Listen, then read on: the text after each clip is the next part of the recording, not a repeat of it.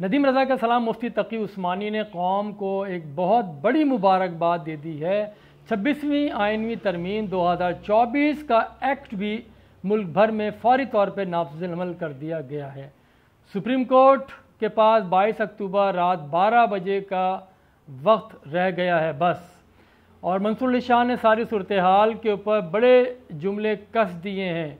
और ये आज इसी पे बात करनी है कि 26वीं आइनी तरमीम सदर मुमलिकत आसिफ अली ज़रदारी के दस्तखत के साथ ही फौरी तौर पर नाफिज़ुल अमल हो गई है।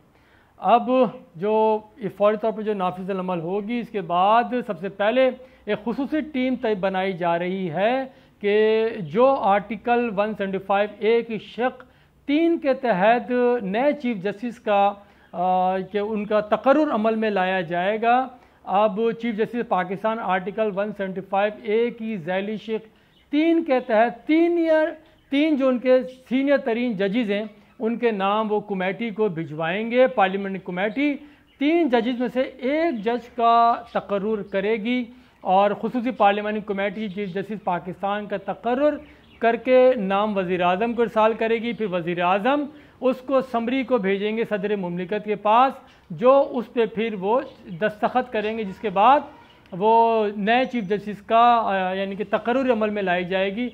26वीं आइनी तरमीम के बाद चीफ जस्टिस की तकर्री 3 दिन कबल करना यानी कि लाजमी करार दी गई है।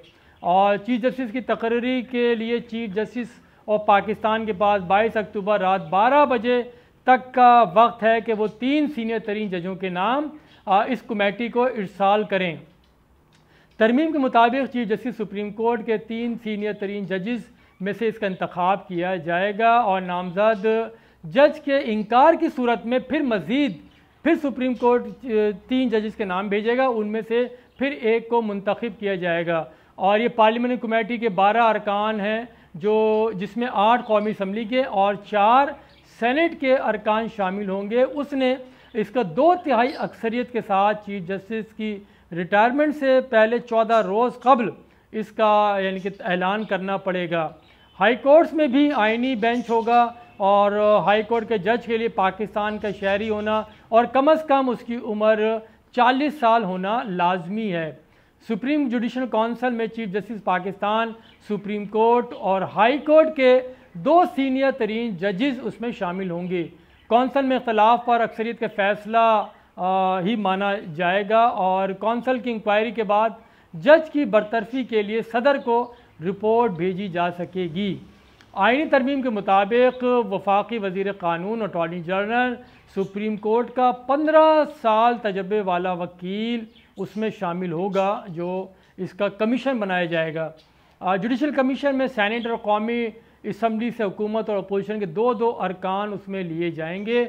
कमेटी में खातून या एक या गैर मुस्लिम रुकन भी दरकार होगा और जो सेनेट में बतौर टेक्नोक्रेट तकर्रुर उसका अमल में होना चाहिए। तो इस तरह से ये मामलात को आगे बढ़ाया जाएगा और फिर ये देखना होगा कि सुप्रीम कोर्ट जो असखुद नोटिस है उसकी जो केस की दरख्वास्त के जो मंदरजात हैं उससे बार का हुक्म या हिदायत वो नहीं दे सकेगा।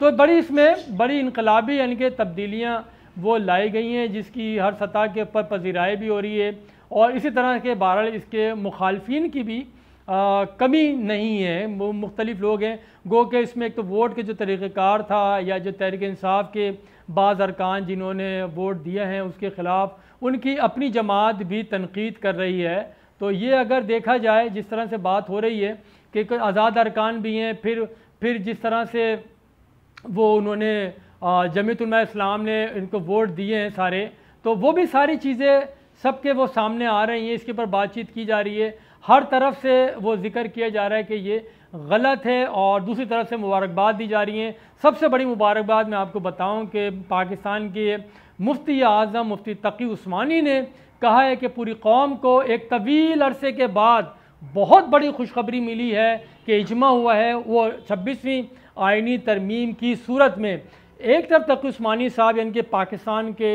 एक मुफ्ती आज़म और तमाम यानी कि मकातिब फ़िक्र की नज़र में उनका रुतबा इंतहाई आला और बुलंद है, और वो एक तरफ मुबारकबाद दे रहे हैं, और दूसरी तरफ जो सुप्रीम कोर्ट के जस्टिस काजी फायज़ ईसा के बाद जो सीनियर तरीन जज हैं जिनका नाम लिया जा रहा था नए चीफ जस्टिस के लिए, वो कहते हैं जो सुप्रीम कोर्ट में जो 26वीं आइनी तरमीम पर चीफ जस्टिस मंसूर अली शाह और फिर जस्टिस आयशा मलिक ने एक मुकदमे की समाअत के दौरान बड़े दिलचस्प रिमार्क्स दिए हैं। मुसाफकाती कमीशन से मुतालिक जो हाई कोर्ट का फैसला है उसके ख़िलाफ़ अपील पे समाअत कर रहे थे। उस मौके पर जस्टिस मंसूर ने मुस्कुराते हुए सवाल किया कि क्या ये केस अब आइनी बेंच में जाएगा या हम भी सुन सकते हैं, और अब लगता ये है कि ये सवाल सुप्रीम कोर्ट में हर रोज़ उठेगा और केस आम बेंच से यानी कि बोल रहे हैं कि किस तरह से इसको लिया जाएगा, कौन करेगा, ये सवालात गाए बगाए उनका कहना है कि ये हर तरह सामने आते जाएंगे। इसके ऊपर जो वकील हैं बैरिस्टर फ़रोग नसीम, उन्होंने कहा कि सियासी मुकदमात अब आइनी मुकदमात बन चुके हैं। तो जस्टिस आयशा मलिक ने फिर से मुस्कराए, उन्होंने कहा कि चलें जी अब आप जाने और आपके आइनी बेंच जाने। तो ये बड़ी ज़ुमानी बातें हुई हैं। फिर जस्टिस मंसूर अली शाह ने मुस्कुराते हुए रिमार्क्स दिए कि 3 हफ्तों तक केस की समाअत मुलतवी कर रहे हैं जब तक सूरत हाल वाज़ेह हो जाएगी। वैसे भी अब हमें खुद समझ में आने लगा है कि अब कुछ वक्त लगेगा जिसके बाद हालात वो सबके सामने होंगे। और फिर जस्टिस आयशा मलिक ने रिमार्क दिए कि नई तरमीम पढ़ लें, आर्टिकल 199 वाला केस यहाँ नहीं लग सकेगा। तो बहरहाल ये सारी चीज़ें अब चल रही 26वीं आईनी तरमीम के बाद, क्योंकि बहरहाल ये जिस तरह से कौमी असम्बली का इजलास चला है, सैनेट के इजलास चले हैं, माजी में मिसालें मौजूद हैं हमारे पास। और बस एक चीज़ है, ये फ़ैसला हो गया जैसा भी है, इसके मुतालिक हर किसी की राय मुख्तलिफ हो सकती है, और यही मेरे ख़्याल में जमहूरियत का हुस्न भी है। लेकिन कुछ लोग हैं वो कह रहे हैं कि जुडिशरी का भी जनाजा निकल गया है, जैसे तमाम इदारों में बहुत ज़्यादा तकसीम थी, अब ये भी हो गई है। अब देखना ये है कि, और दूसरी तरफ ये कह रहे हैं कि अब जो एक इदारे को सबके ऊपर फ़ौक़ियत हासिल थी, अब ये पार्लियामेंट सुप्रीम थी, पार्लियामेंट सुप्रीम है और पार्लियामेंट ही सुप्रीम रहेगी।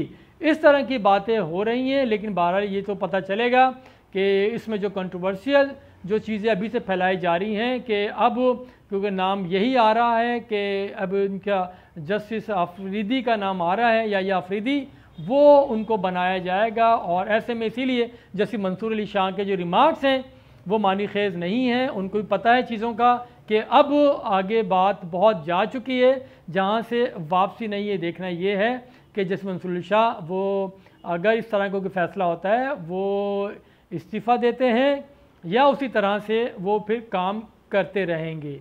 बहुत शुक्रिया, खुदा हाफिज़।